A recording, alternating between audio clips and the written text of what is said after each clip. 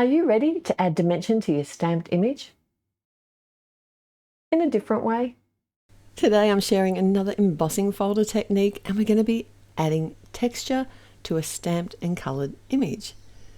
I decided to use a beautiful bouquet of flowers. You can use whatever image you have. This is actually stamping with a press plate, but because I want to use alcohol markers, I have got my tuxedo black ink here, and this ink I do make sure to add a good coverage to the plate before I run it through my die cutting machine, because you only really get one chance. You can't re-stamp it, not like you can in a stamp positioning tool with a stamp. And this ink, because it's a dye ink, it doesn't sit so well on the plate as the pigment inks, but I found I got a really good result. The other thing, if you're stamping with black ink, is that you can always come in and fix up any areas that didn't stamp properly with alcohol-friendly marker, like a multi-liner, a Copic multi-liner, or something similar. I would suggest that when you're choosing which image to use, make sure that you grab one that has a fairly bold design, because after we add the embossing, you're going to lose a little bit of that definition. So something that's really fine, like has a really fine outline or image or details, I wouldn't recommend that style of stamp, but always you can just see how it goes. And it always will depend on what style of embossing folder you choose, but we'll talk a little bit more about that later. Now, doing some really simple alcohol marker coloring here, I'm using Copics, and I like to call this my washi style of watercolor alcohol marker coloring, and I just keep it really simple. Try not to overthink it. I do add 2 or 3 layers of color, and sometimes I'll actually come back in with the same color a couple of times to add some extra depth or definition. So when it comes to a technique like this, I wouldn't want to put my bestest colouring out there, because we are going to be altering the image. So simple colouring I think works better here, but I still like to add some depth with the markers, and I will come back in and add that with some shading colours, but do it really simply. Obviously, you could also do this technique with single floral images and create your own bouquet. You could even do a stenciled image or colour with watercolour. Just be aware that if you are using a thicker cardstock and like a really deep, like 3D embossing folder, you might have the problem of it cracking as you send it through your die cutting machine. So before you put all the effort in, just test a little panel first to make sure you're going to get the look that you want. And obviously, depending on which medium you choose to use, you may need to just either heat set it with like a low setting on your heat tool. So if you do want a watercolor, or if you're using pigment inks with blending, these will take a little bit longer to dry into the cardstock. Not too long typically, it just depends on how much water you add when you're coloring. Another good thing about using an embossing folder, if you are using watercolors or something like that, when you run it through your die cutting machine at the end, that's going to help flatten out your panel if you do get any warping. I'd also recommend not overpowering the whole panel with an image. I find it best to allow yourself some white space on your design, and that's why I've put my image sort of more off to one side, because when you look at the final image, and you'll see this soon, you will be able to tell that there is a pattern in the cardstock.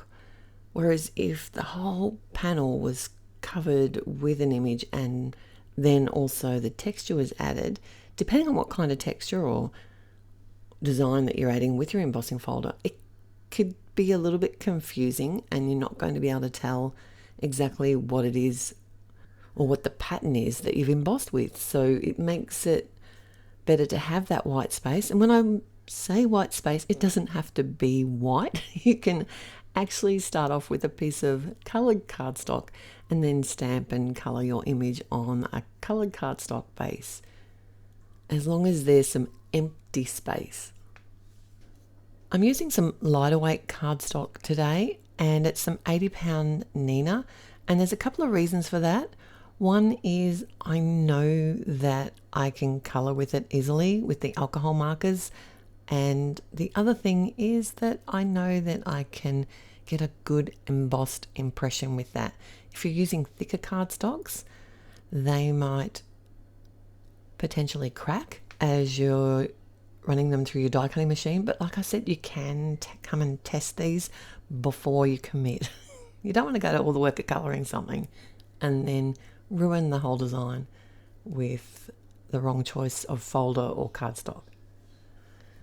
Now I'm going to list everything that I've used. It will be in the description below, but I have more details and tips and tricks at my blog post, and I've also got that linked in the description below, and that's where you can find a full list of all the colours and products that I've used. And if you want more embossing folder ideas, don't forget to check out my Same But Different embossing folder series, and I've got that link below. So like I said, really simple colouring here. I've just chosen some light colours because I think that makes it easier to see the pattern of the embossing after. But the great thing about this technique is that it's really quick and easy to do, and you can try all different styles of florals or images, of embossing folders and patterns. It's just such a simple idea, but really fun to do. And if you want to add any extra details to your design, I'd recommend doing this before you add the texture. So for me, I wanted to do a few splatters of some black ink. I got a bit carried away. But there's always the possibility, depending on what products you're using, of it pooling or taking longer to dry because you've got the texture. So it's just easier if you're going to think that you need to add something, do it before you emboss the panel.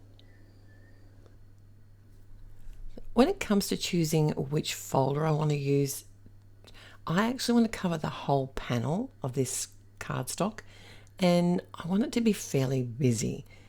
So I just grabbed a few different embossing folders. These ones are all 3D ones from Altenew. I have quite a few Altenew embossing folders, but I can pretty much just have a look at the card itself, or the design and the embossing folder, and think like, just try and visualize it.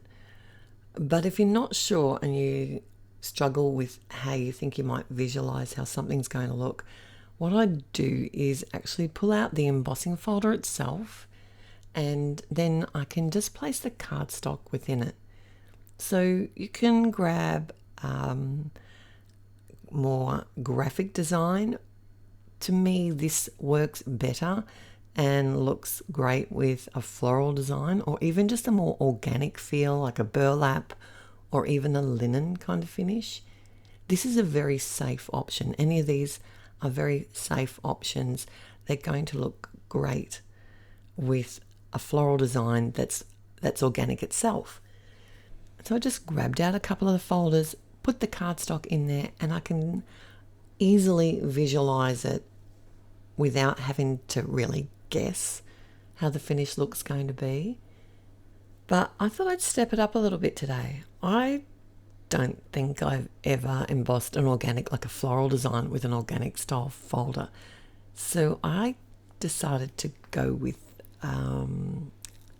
a heavy floral design instead of that safe graphic look. I thought, what is it?